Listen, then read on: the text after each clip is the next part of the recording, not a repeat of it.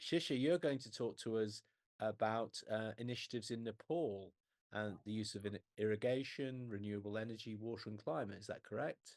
Yeah, So please take it away. It's fantastic that you're here, and I'm very appreciative that you're here when it's very late at night for you.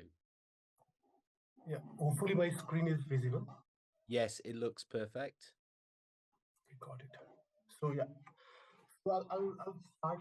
What I plan to present today is one of the study that I have been doing from 2023 to 2024 this year. So my name is Shishir. I work as a researcher at International Water Management Institute in Nepal office. Um, so yeah, uh, this is one of the case study of solar lift irrigation in Nepal in the Mid Hills region. Uh, so basically, we did case studies of around 13 sites, and we basically want to deduce like why the solar lift irrigation projects are failing in Nepal. And even though there is big demand for these sort of projects using off-grid decentralized renewable energy systems for irrigation water. So this is what Nepal looks like, and you can see the middle mountain. That's what the mid hills are, and it occupies 56% of the arable land in the country. But due to the elevation and limited water resources like such as springs, only 30% of the land is irrigable, has as irrigation facilities, and even like larger areas are doesn't that has some irrigation capacity that doesn't irrigate year round. So that is one of the reasons why the Nepalese farmers residing in these mid hills region, rural areas, they are mostly doing subsistence farming and mainly rain fed. And when you look at the rainfall patterns in Nepal, 80% of the rainfall happens in the monsoon season. That's June to September, and the remaining months are quite dry. So yeah, that brings us to the challenges of the farmers in the mid hills basically. So the recent survey has shown that the population in some of the districts in this mid hills region has negative population growth, and they have cited that water scarcity is one of the main reason for it. And as you can see in the picture, the type of place that I'm talking about, it's hilly. There are big rivers down in the valley, but like there's no water in the areas where the people are residing and in the farmlands. And water scarcity is not actually a physical water scarcity, but it's energy insecurity that's causing the water scarcity. So they need to be some sort of like a energy security system that can pump or lift water from these river systems to the farmlands. And due to the climate change, there has been a change in the rainfall patterns. So the farmers who are depending on the rainfall are even much more vulnerable. And the traditional water sources like the springs or the small rivers, they are drying off during dry season. So that they are also like compounding the problem that they are facing. Uh, so why solar lift irrigation? So as I discussed, the water is one of the key driving factors, and most of the farmers are doing subsistence farming, so they are not making a lot of money out of the agriculture sector. But these hilly region in Nepal they have lots of like microclimatic pockets, and they can grow few very feasible for few very high value agricultural products. And year-round irrigation is one of the limiting factors. And when you talk about like this mid hills region in Nepal, it receives it has sunny days over 300 days a year. They have good amount of solar radiation. So and due to the terrain, like it's not often we have access to the national grid. So off-grid decentralized renewable energy providing the power to lift your water is one of the like solution that they potentially have. And like other technology like diesel irrigation, it's harmful for the environment, yes, but like due to the large head where the water needs to be delivered, the diesel pumps are not used because they are mostly like low head and high discharge pumps. So that's not feasible. So you see that like why solar lift could be a potential solution, but like the government has installed along with the development partners and the private sector, they have installed a lot of solar lift irrigation projects. We have documented around like 300 such projects, but like a significant chunk of that project has been failing within the first couple of years. And that brings us to our research question, like why the solar lift irrigation projects are failing in Nepal. And so we want to determine like what are the critical success factors of these projects. And we had like the studies based on 13 case study sites, and we also did like lots of experts interviews. So altogether 19 KIAs and 9 focus group discussions. And I assumption is the solar lift irrigation isn't viable technology for Nepal, but like it's failing. So we want to know why. This is the methodology. I don't want to talk too much about it, but like it's basically we did a literature review and we did the stock taking of like what was the status, which got us to the conceptual framework, which I'll talk in my next slide. So basically, the data collected where we did a thematic analysis using NVivo software, and we analyzed the data to identify what are the key issues, how those could be resolved, and like that's how we determine the critical success factors. This is the concept framework that we adopted. So it's primarily based on Boolean and Rockard, 1981. So what this basically says is that critical success factors are key areas or activities in which favorable results are crucial to reach the desired outcome.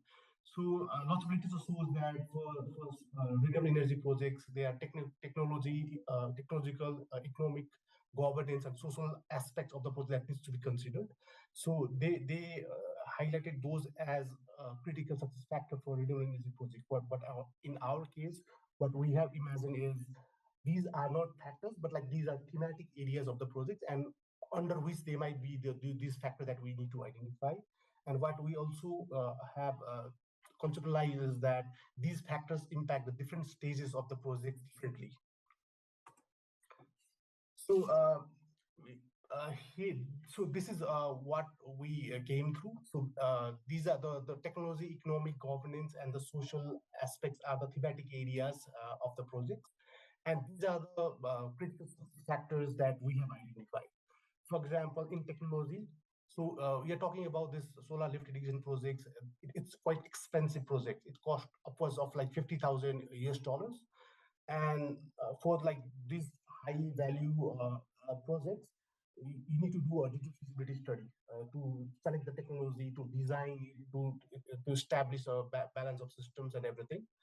And even before you do a DFS, you need to identify sites, because you cannot go and do DFS for in all the sites. So you need to identify, do a pre-screening of sites, where people might go and do the digital feasibility studies.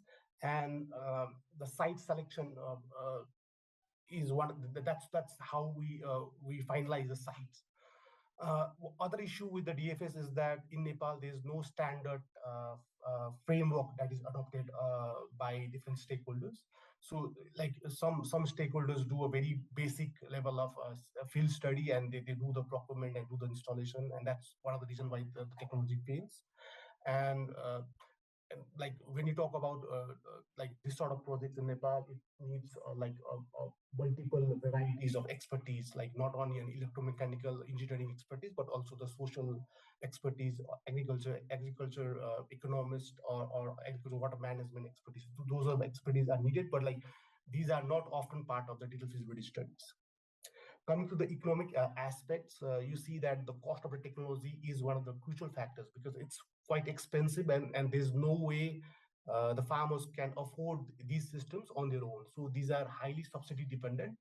And you need to, like right now, there is like flat government subsidy for all the farmers. Like it ranges from 60% to 95%. But there's no financing mechanism. Like even for some communities, that a 60% subsidy might not be enough. They might still not be able to afford it. So what business model is appropriate for the technology in that particular area, that needs to be identified, and that needs to be identified during the project design. And you need to know like how long the project needs to run to make the investment worth it. For example, like if you are designing a project and spending $50,000 on it, and if it only runs for a year, then like it's not worth it. So probably the project life cycle and how do you do the repair and maintenance, how do you keep the system functional is one of the key aspects. The other is the farm income, because the farmers, you're providing the water through the lift irrigation projects, and like what the farmers are doing with the water, how productive are they with the agriculture, and how much farm income are they generating, directly correlates with how much money they can pay for the water, and how much that money is stored in a repair and maintenance fund. So that is also a crucial aspect.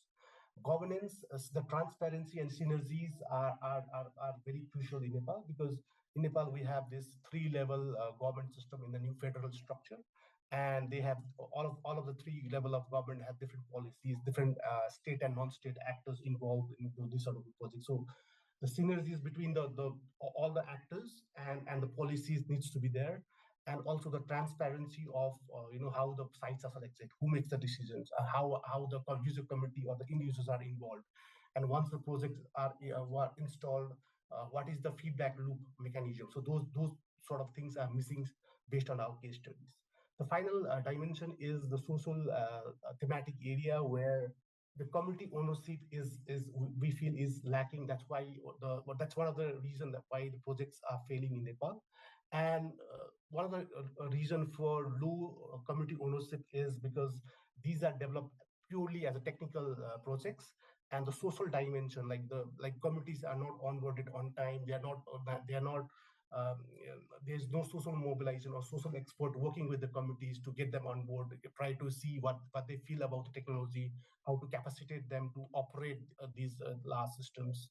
And other crucial aspect is the migration. Lots of the people in Nepal, especially in the mid hills, they migrate to like other like larger urban areas and parts of like bigger cities in India to earn in, because the agriculture income is not enough, and the migration severely impacts the agriculture productivity. As I mentioned, there is uh, significant decrease in population in like many of the middle districts, and migration is one of the aspects, because if you cannot if the agriculture sector is not productive, is not providing them like good income, then they will look elsewhere. So even if you provide like install a big solar lift irrigation and provide irrigation water, if there's no labor to cultivate the land, then like those sort of project might be a waste of time. Finally, the other dimension is the water user group management. So here, the community needs to form and register a water user group to install the projects. And the communities, yeah, they are not trained to work with this sort of technology and manage like this big projects. So then there has to be some sort of like operational and maintenance plan put in place, so that the committee are capacitated to like follow that plan and keep the system operational. And also probably if things goes wrong, like what like needs to be steps spelled out for them, like what they need to do and who need to get in touch with. Here, like what I wanted to do is that I wanted to connect how the thematic area and identify critical success factor impact like what stage of the projects. And I don't want to go into detail right now, but like what I really wanted to show here is, you know, in our part of the world, it's the installation or the procurement that is paid attention to. Once the system is installed, it's handed over to the committee and like the project developers. That's the way out of the project. That's a full stop for them. But like we see that here, like there are other dimension of other stages of project that were equally important, if not more.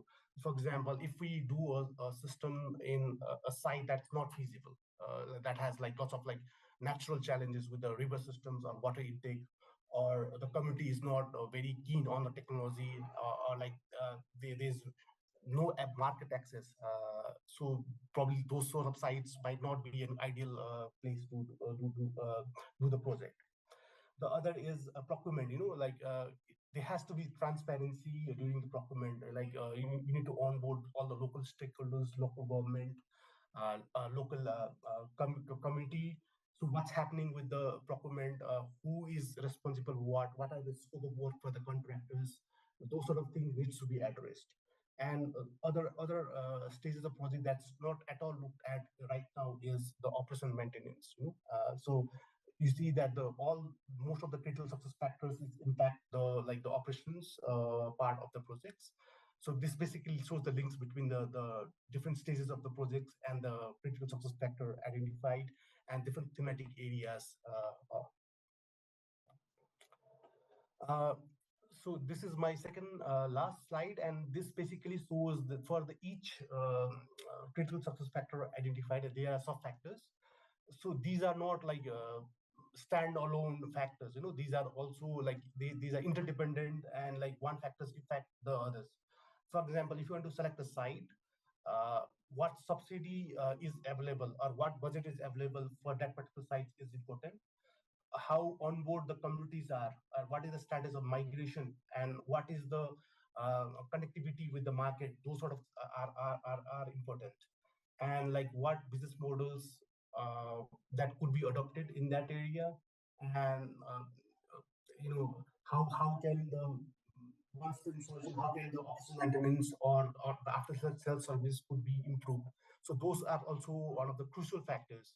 And like coming back to our thematic framework.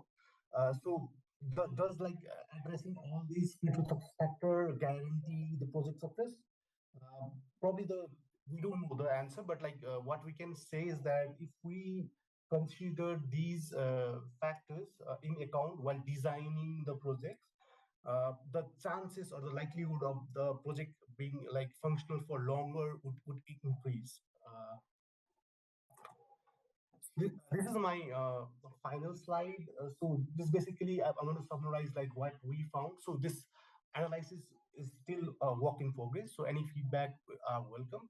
So in in the literature review, what we found was when we looked up like solar irrigations literature.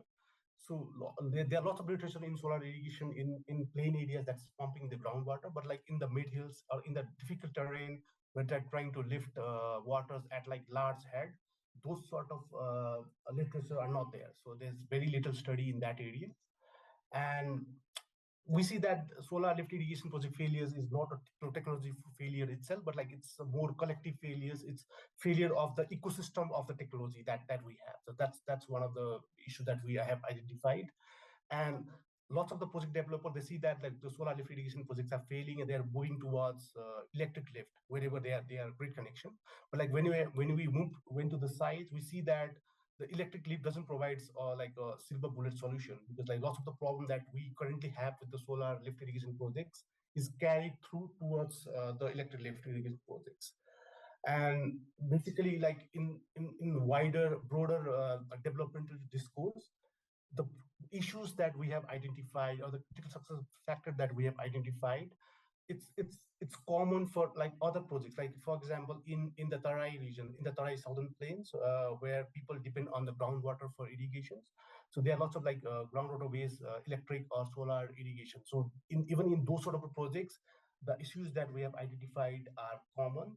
So the so basically this goes back to like it's not the technology that's failing, it's the approach or the mechanism that we are using to implement these sort of projects that's failing. And that's where we need a holistic approach to implement and improve water access in the middle of Nepal. So with this I'd like to end. Thank you. Shisha, that was fascinating.